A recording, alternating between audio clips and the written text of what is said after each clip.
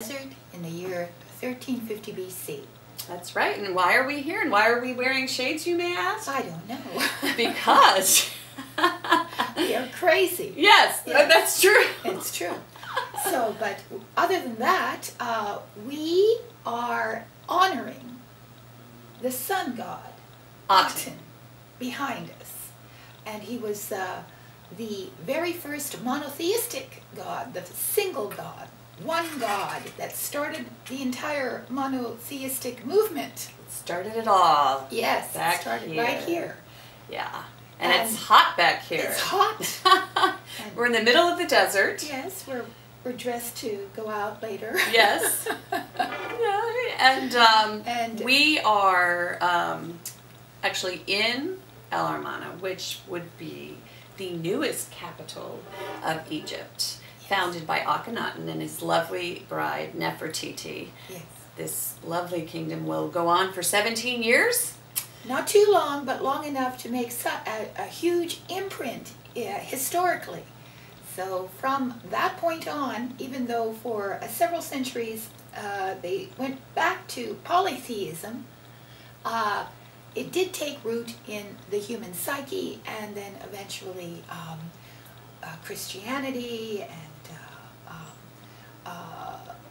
Islam and all the other monotheistic religions emerged. That's right. That's right. That's right. So there's a lovely documentary that Ava will narrate at the end, so please stay tuned. And now, with no further ado, yes, for all the fire signs. Welcome to the Oracle's table, Leo. Yes. Here you are. This is all about you. We're getting ready to read 4-card spread. First card, overall environment of the month. Second card is the challenge, whatever obstacle or challenge, every life has a challenge. That's right. Third card would be the card of the unexpected. It's always good to know. Forewarned is forearmed. The last card is end of the month. Yes. So let's see what happens to you this month, Leo. Month of June. Month of June. Aha. Oh, I think we got this card for Scorpio, and we got this card for Gemini. This is the Hanged Man. Right. This is the major arcana card of stasis. That's what we said. Well, Leo is one of the more conservative of the fire signs. Yeah. It's the fixed fire sign. They're pretty good at stepping back and they make evaluating. Yeah, They make great CEOs of companies because they are so circumspect. Yes. You know? Yeah, they are. They are. And then this card would say the month of June is really all about studying your environment. You become a student of your own life. Exactly. Of wherever you are, your life, your maybe your business, you step outside of yourself to see it from a different point of view. See your life from a different point of view. See everything from a different point of view, because you need to. The way you've been looking at it hasn't given you the solutions you need. So you're looking for a solution, but you can't do it in the orthodox way. Right. Yeah. We had this discussion last about yoga having the headstand. Yeah. I misunderstood last month, but now I understand. I had mentioned that the Hanged Man, this guy's upside down. Yes. So, and I overthink everything. Can't you just envision a lion standing on his head?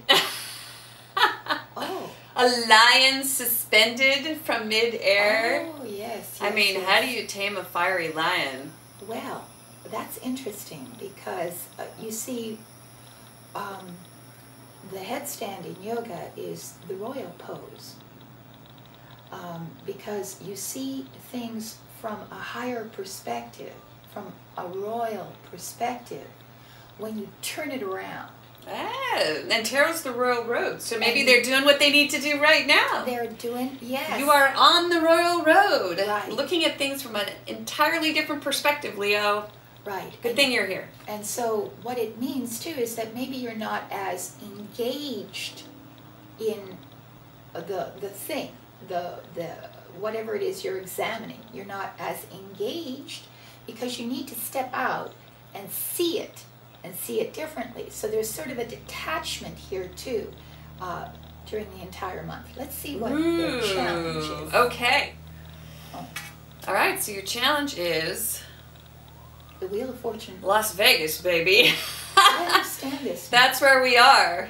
Yeah, I understand this. Oh, but it is inverted. Yeah, because The what wheel happened? is stuck. The wheel's stuck. Yes, so you're Things stuck. aren't changing. Yeah, you're stuck You're right stuck. now. Or your fortune, if you're trying to invest or start a new business, or you're trying to get the money wheel going, it's stuck. Stuck. It's in position. Some aspect of what you're looking at, trying to find a different perspective on, isn't moving forward. And you're trying, that's probably why the Hangman appeared, because Right. you need to see it in a different way. Which is the hurt, the pain. How could they have fought the battle better next time? And this is in the inverse. So however the battle was reviewed previously in the past seems to not have been sufficient. So let's see what's in the last position. Reverse. Holy Oh, but that's a good smokes. reversal. Yeah, that is a good reversal. So you're looking for a win-win situation. This is the Five of Swords inverted. But inversion is good in this particular card. Yeah, because you know, it's trying to win at all costs, basically. Or we can also say it's a rock and a hard place card, because there is no solution, whereas both parties can walk away feeling good about whatever solution you It's an came argument. up with. There's certainly, definitely, you're trying to win an argument. You're in opposition. You're in opposition to someone, something, but because it's reversed, it means that in fact you could have a win-win situation. Right. You could in fact heal this at the end. But it takes two people to play. Yeah. And that's the problem with this card. Yeah, because you've not got both people parties are walking playing. away. Yeah. They don't want to engage in the argument. They don't want to. They don't want to settle it.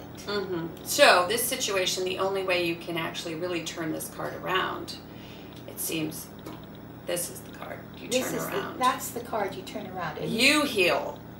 Yeah, everything starts from ourselves, and then eventually you can't really affect other people. Right. You know, especially if they don't want to play. They have their own karma. They have their own, evolution, and the only thing you can actually change is yourself. Right. So what this means is that you just detach, as in the first card. Right. And you make amends with yourself. You do the work inside, and you let them do what they want. If they don't want to participate in the healing process, they don't want to. So There's nothing you can do. So be it. So let them be. Yes. And sometimes you have to lose people. Right. Friends. You have to let things evolve the way they do. That's right. And in order to get that wheel unstuck. Yeah, to get the wheel unstuck, you just have to let the other person be whoever they want to be. If they don't want to forgive, they don't want to let things heal, that's how it is. Yeah. You know? So let them walk away. Let them walk away and heal yourself. Right, so that you can get on with your life, which is Right. basically what this is about. So to turn this around so that you can move forward in the month of June, and this is your card. Yeah. Be the hangman. Yes. See the world upside down. Right. Don't let other people, this is also a hippie card. It is. Because tradition often has a way of seeing things that are of no help to you. Yeah. So you need to see it from a perspective that comes totally from your heart, from your sense of yourself as a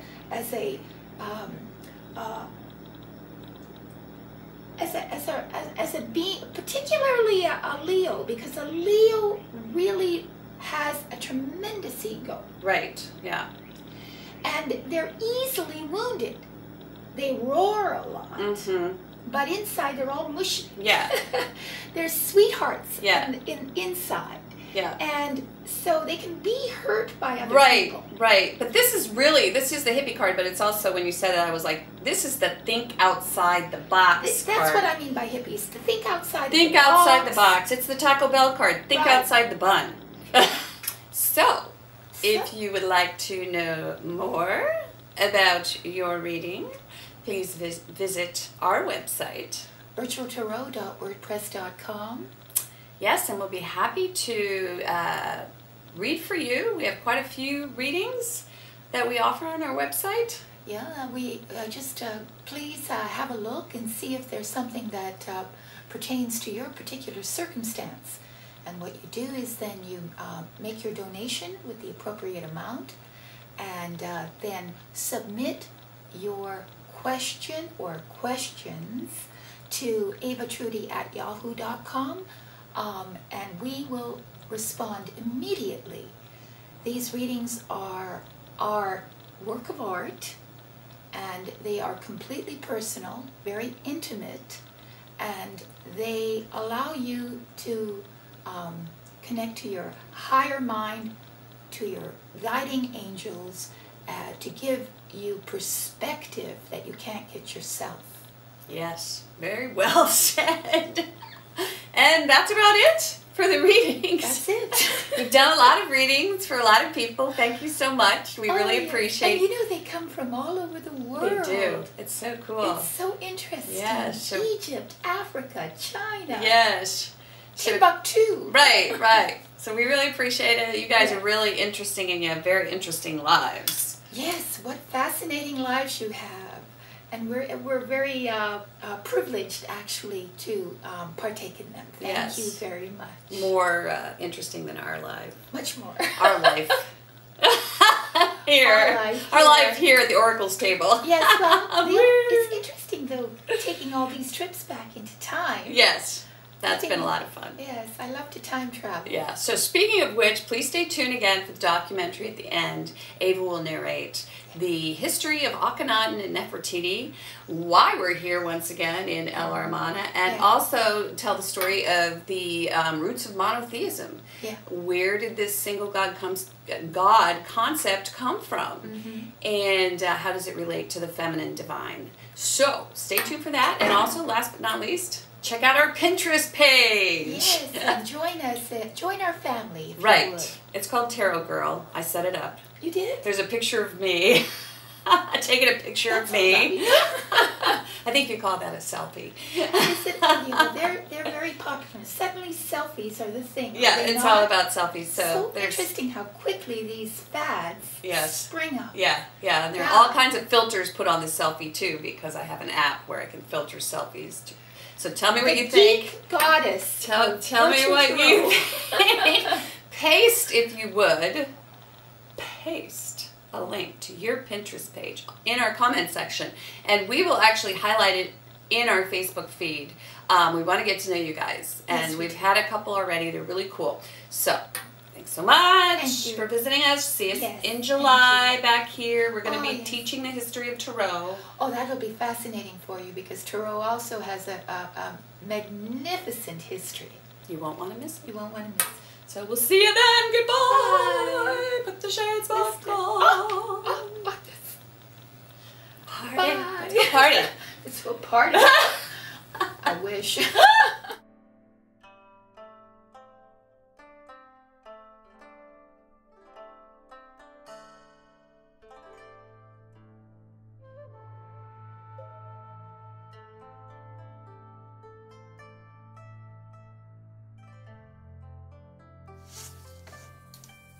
This month we explore the extraordinary story of the reign of the pharaoh Akhenaten and Nefertiti, who ruled Egypt for about 17 years between roughly 1353 BC and 1335 BC. Akhenaten was known as an iconoclastic genius, a poet, and a philosopher.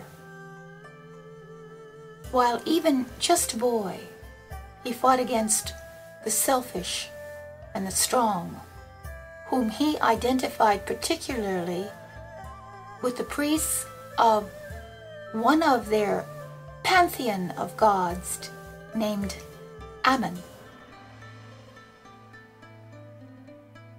This was a polytheistic society in ancient Egypt, and the priests of Ammon were prone to tyranny, and so Akhenaten resolved to destroy the priests and their gods, and to supplant them with his god, with a single god named Aten, the sun god.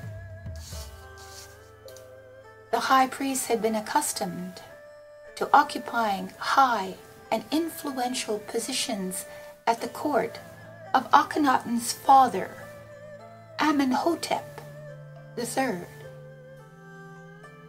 One of the priests had been a chief treasurer, another a grand vizier.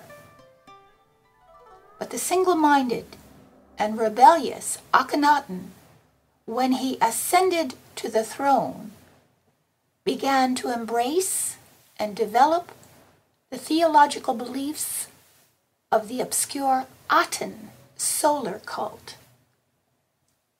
And he set forth to convince an unheeding world of Aten's sovereignty over all of creation, thus making Akhenaten the first monotheistic ruler of the ancient world. Akhenaten had the noble desire to make all men wise, just, free, and mild. But Akhenaten was also a feminist, believing in the equality of women, as was proved when he married his wife, Nefertiti. She was a queen consort and became co-regent and equal to the pharaoh. She was committed to Akhenaten's vision and is often portrayed worshiping beside him. The royal couple delighted to appear among the people, accompanied by their children. Nefertiti, in some works of art, is shown standing equal next to her husband, symbolically showing that she was equal to her husband. As time went on, treason was attempted by the priestly party, which roused the ire of the strong-minded young king, for he suddenly began a war of bitter persecution against the god Ammon. Everywhere the god's name was chipped from the monuments, the tombs were entered, and the young pharaoh did not spare even the name of his father. It was at this time that he became officially known as Akhenaten, the spirit of Aten. Akhenaten decided to leave Thebes then, and at El Amarna, about 250 miles north, he caused to be laid out a garden city in which were built a gorgeous palace which surpassed that of his father, and a great temple dedicated to the one and only god, Aten. Akhenaten was a proud and profoundly serious man with a great mission, a high-souled prophet. Akhenaten believed it sinful to take away the life which Aten gave. No sacrifices were offered up at his temple. The fruits of the earth were laid on the altars instead. Aten was revealed in beauty, and his worshippers were required to live beautiful lives, believing that the cultured mind abhorred all evil and sought after only that which was most excellent. Akhenaten promoted the idea of the universal brotherhood of man and conceived that the world was beautiful and was pervaded by universal peace.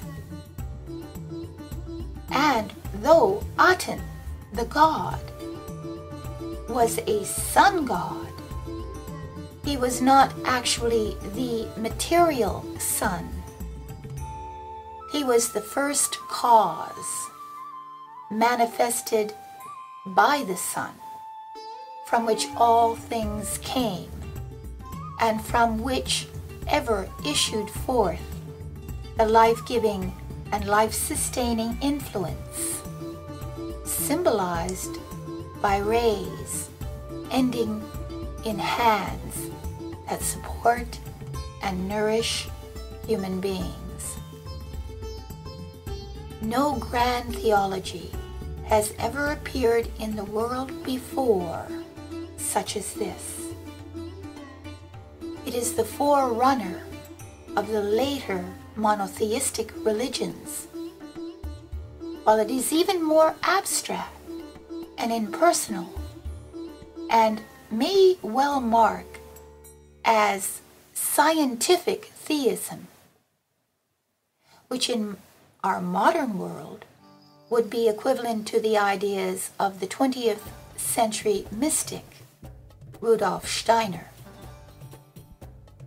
Akhenaten died while still a young man, and the causes of his death are unknown. But there is speculation that the new pharaoh was in fact Queen Nefertiti, who ruled as a man and attempted to hold together the collapsing dreams of her husband. Though not many women have acted as rulers in ancient Egyptian society, they have been considered to be equal among men in status as well as legal opportunities. Women were shown to be allowed the opportunity to take part in the economy, such as their role as merchants. Women took part also in religious activities. They were allowed to become priestesses. It has now taken women 3,000 years to reclaim their equal social rights. And only now is the world reawakening, heralding a return to higher frequencies of love, compassion, and kindness, and to the eternal feminine divine.